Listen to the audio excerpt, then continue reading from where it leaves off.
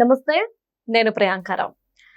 ఏపీలో ఇంకొన్ని రోజుల్లో లోకల్ బాడీ ఎలక్షన్స్ రాబోతున్నాయి అనగానే జగన్మోహన్ రెడ్డి గారికి అలానే వైసీపీ వాళ్ళకి భయం పుట్టుకుంది అని చెప్పేసి అంటున్నారు.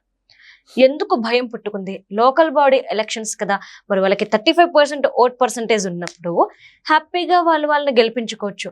అయినప్పటికీ ఎందుకు భయపడుతున్నారు అనేదే ఇక్కడ ఒక పెద్ద క్వశ్చన్ మార్క్. సరే, దీని గురించి తెలుసుకుందాం. మనతో మాట్లాడడానికి సీనియర్ జర్నలిస్ట్ సిఎస్ రావు గారు ఉన్నారు, ఆయన అడుగుతాం. నమస్కారం సార్. సరే, ఏపీలో ఇంకొన్ని రోజుల్లో లోకల్ బాడీ ఎలక్షన్స్ వస్తున్నాయి అనగానే వైఎస్ఆర్సీపీ వాళ్ళు భయపడుతున్నారనే వార్త తెర మీదకి వచ్చింది. ఎందుకు అనేది ఎవరికి అర్థం కావట్లేదు. ఎందుకంటే 35% అంటే 40% ఓట్ బ్యాంక్ ఉంది మాకు అని స్వయంగా జగన్మోహన్ రెడ్డి గారే చెప్తున్నారు. సో అలాంటి అన్నప్పుడు భయపడాల్సిన అవసరం లేదు. మరి ఎందుకు ఇది? ఇప్పుడు జగన్మోహన్ రెడ్డి గారు స్ట్రాటజీస్ ఎలా ఉంటాయి అనేది ఎవరు అంత ఈజీగా ఆ పార్టీ వాళ్ళే అంచనా వేయలేరు. ఓకే. ఎప్పుడైతే నీలం సాహ్ని గారు రాష్ట్ర ఎన్నికల కమిషనరు మార్చి 9వ తారీఖున ఓటర్స్ సంబంధించిన లిస్టు డిస్ప్లే చేయండి మండల ఆఫీసులో, పంచాయతీ ఆఫీసులో అని చెప్పి నిర్ణయం తీసుకున్నారు. ఆ తర్వాత ఎప్పుడైనా ఎన్నికలు రావచ్చు, లోకల్ బాడీ ఎలక్షన్స్ అనేది స్పష్టత వచ్చేసింది. ఎప్పుడైతే ఈ క్లారిటీ వచ్చిందో వెంటనే అసలు YSR Congress party local body ఎలక్షన్స్లో పార్టిసిపేట్ చేస్తుందా లేదా అనేటువంటి చర్చ బయలుదేరింది. ఎందుకు బయలుదేరింది ఇది అని అంటే, ఇప్పుడు వరకు లోకల్ బాడీ ఎలక్షన్స్లో వైఎస్ఆర్ కాంగ్రెస్ పార్టీ లీడ్లో ఉంది. వైఎస్ఆర్ కాంగ్రెస్ పార్టీ అధికారంలో ఉన్నప్పుడు జరిగినటువంటి ఎలక్షన్స్, ఆ రోజున ఏ విధంగా ఎలక్షన్స్ జరిగినాయో అందరికీ గుర్తుంది. ఆ రోజున ఎలక్షన్ కమిషనర్గా ఉన్నటువంటి నిమ్మగడ్డ రమేష్ కుమార్ గారిని చంద్రబాబు నాయుడు గారి సామాజిక వర్గం అని చెప్పేసి ఎలక్షన్ కమిషనర్ మీదనే ఒక ముద్ర వేసేసి గందరగోళం చేసి తెలుగుదేశం పార్టీ వాళ్ళని నామినేషన్ కూడా వేయకుండా చేశారు. ఆ సందర్భంగా అంజిరెడ్డి అనే పెద్ద ఆయన కానీ వీళ్ళు తొడగొట్టి నామినేషన్లు వేసినటువంటి సందర్భాలను కూడా చూసాం. అయితే ఆ రోజున నామినేషన్లు వేయటానికి చాలా మంది బయటకు రానివ్వలేదు. ఎంతమంది కార్లు ధ్వంసం చేశారో చూసాం మనం. తర్వాత చంద్రయ్య ఆయన్ని మెడ కోసిన సంగతి మనం చూసాం. సో కాబట్టి ఆ సమయంలో ఏం జరిగింది, అర్ధాంతరంగా ఈ లోకల్ బాడీ ఎలక్షన్స్ నుంచి అసలు దూరంగా ఉండిపోయింది తెలుగుదేశం పార్టీ. ఆ రోజున తెలుగుదేశం పార్టీ ఏదైతే నిర్ణయం తీసుకుందో అలాంటి నిర్ణయం వైఎస్ఆర్ కాంగ్రెస్ పార్టీ మళ్ళీ ఇప్పుడు తీసుకోబోతుంది అనేది వినిపిస్తుంది. కారణం ఏంది, అప్పుడు ఏం జరిగిందో, అప్పుడు అధికారంలో ఉన్నప్పుడు వైఎస్ఆర్ కాంగ్రెస్ పార్టీ ఏం చేసిందో తెలుగుదేశం పార్టీ కూడా అదే చేస్తుంది అనేటువంటి ఒక భయం వెంటాడుతుంది ఆ పార్టీని. అందుకే ఈ చర్చ వస్తుంది, బాయ్కాట్ చేస్తారు అనేటువంటి చర్చ వస్తుంది. ఇప్పుడు లోకల్ బాడీ ఎలక్షన్స్ ఫేస్ చేయాలంటే ఎమ్మెల్యే సపోర్ట్ కావాలి ప్రధానంగా. మరి ఎమ్మెల్యేలు ఉన్నారా? ఇన్ఛార్జీలు ఉన్నారు, ఓడిపోయినటువంటి ఎమ్మెల్యేలు ఉన్నారు. ఓడిపోయిన తర్వాత పార్టీ ఎంతమంది బయటకు వచ్చి యాక్టివ్గా వైఎస్ఆర్ కాంగ్రెస్ పార్టీ లీడర్లు కనపడుతున్నారు? ఆ నియోజకవర్గానికి సంబంధించి ఇన్ఛార్జీలు ఉన్నారు కదా, ఆ ఇన్ఛార్జీలు ఇంతవరకు యాక్టివిటీస్ చేస్తున్నారు. ఇప్పుడు చంద్రబాబు గారి ప్రభుత్వం మీద జగన్మోహన్ రెడ్డి గారు అనేక సందర్భాల్లో నిరసనలకు పిలుపునిచ్చారు, ఆందోళనకు పిలుపునిచ్చారు.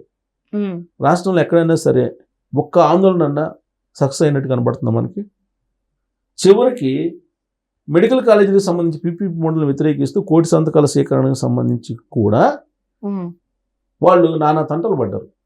2-3 సార్లు పోస్ట్ పోన్ చేసుకున్నారు. గవర్నర్ అపాయింట్మెంట్ కూడా 2-3 సార్లు పోస్ట్ పోన్ చేసుకున్నారు. ఎందుకు? కోటి సంతకాలు కాలేదని.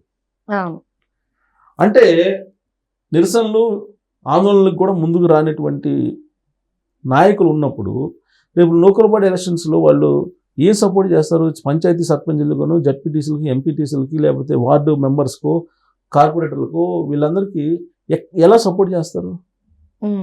అసలు క్యాండిడేట్స్ నామినేషన్ వేయడానికి ముందుకు వస్తారా? ముందుకు వచ్చేటువంటి పరిస్థితి ఉందా?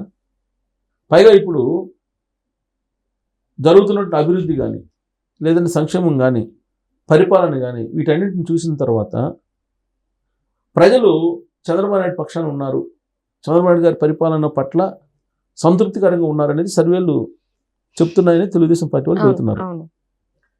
జగన్మోహన్ రెడ్డి గారు నిజంగా ఇప్పుడున్న ప్రభుత్వం పట్ల వ్యతిరేకత ఉందని చెప్పి ప్రజలు భావిస్తున్నారని ఆయన అనుకుంటే, ఈ 11 మంది ఎమ్మెల్యేలు ఎవరైతే ఉన్నారో ఈ 11 మంది ఎమ్మెల్యేలు రాజీనామా చేసి బై ఎలక్షన్కి వెళ్ళి ఉండేవాళ్ళేగా. నేను ఈ మాట ఎందుకు అంటున్నానంటే కాంగ్రెస్ పార్టీ నుంచి బయటకు వచ్చిన తర్వాత వైఎస్ఆర్ కాంగ్రెస్ పార్టీని పెట్టి జగన్మోహన్ రెడ్డి గారు ఆ రోజు కిరణ్ కుమార్ రెడ్డి గారి ప్రభుత్వాన్ని బదనాం చేయడానికి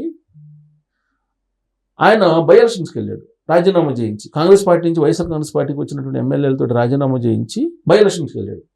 బై ఎలక్షన్స్కి వెళ్తే 23 మందో 25 మంది అనుకుంటా, వాళ్ళలో 18 మంది 19 మంది గెలిచారు, గెలిపించుకున్నాడు. గెలిపించుకొని నాకు ప్రజల మద్దతు ఉంది అని నిరూపించుకోగలిగాడు ఆ రోజున. అక్కడి నుంచి ఆయన రాజకీయ ప్రస్థానం ప్రారంభమైంది. ఇప్పుడు వైఎస్ఆర్ కాంగ్రెస్ పార్టీకి ఈ 39% ఓట్ బ్యాంక్ ఉంది అని చెప్పి ఆయన అనుకుంటున్నారు కదా. ప్లస్ ఈ 1.5 సంవత్సరంలో చంద్రబాబు నాయుడు గారు సూపర్ 6 ఏదైతే ఉన్నాయో అమలు చేయలేదు, కాబట్టి ప్రజలందరూ నా గురించి మాట్లాడుకుంటున్నారని చెప్పి జగన్మోహన్ రెడ్డి గారు భావిస్తున్నారు. నిజంగా ఆయన అనుకున్నది నమ్ముతుంటే ఆయన 11 మందితోటి బై ఎలక్షన్కి వెళ్తారుగా, రాజీనామా చేయించి. ఈ ప్రభుత్వం మీద బదనామం చేయడానికైనా సరే అసెంబ్లీకి ఎలాగే వెళ్తలేదు కదా, రాజకీయంగా ఉపయోగించుకుంటారుగా, రాజకీయంగా ఉపయోగించుకుంటారు. లాస్ట్ టైం 2019 ఎన్నికలకు ముందు ప్రత్యేక హోదా ఇవ్వట్లేదని చెప్పి ఎంపీల చేత రాజీనామా చేయించాడు కదా.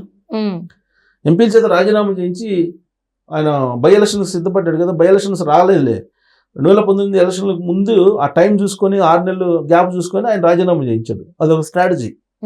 బై ఎలక్షన్స్ వచ్చే టైంకి ఎలాగో జనరల్ ఎలక్షన్స్ వచ్చినాయి కాబట్టి సరిపోయింది. ఏదో ఒక స్ట్రాటజీ అయితే ప్లే చేస్తాడుగా, ఖచ్చితంగా చేస్తాడు. సో ఇప్పుడు ఏ స్టేజ్ ఏది ప్లే చేయట్లేదని అంటే ఇప్పుడున్నటువంటి ఎమ్మెల్యేల రాజీనామా చేసి ఎలక్షన్స్ కూడా వెళ్ళే ధైర్యం లేదు అనేది అర్థమవుతుంది కదా. ఇలాంటి పరిస్థితుల్లో లోకల్ బాడీ ఎలక్షన్స్లో ఆయన ఏం పార్టిసిపేట్ చేస్తారు, యాక్టివ్గా ఏం పార్టిసిపేట్ చేస్తారు. పైగా యాక్టివ్గా పార్టిసిపేట్ చేసినా కానీ లోకల్ బాడీ ఎలక్షన్స్ ఏమవుతుందంటే గ్రామ స్థాయిలో గ్రూపులు ఏర్పడతాయి. గ్రామ స్థాయిలో గ్రూపులు ఏర్పడితే అది పార్టీకి నష్టం జరుగుద్ది.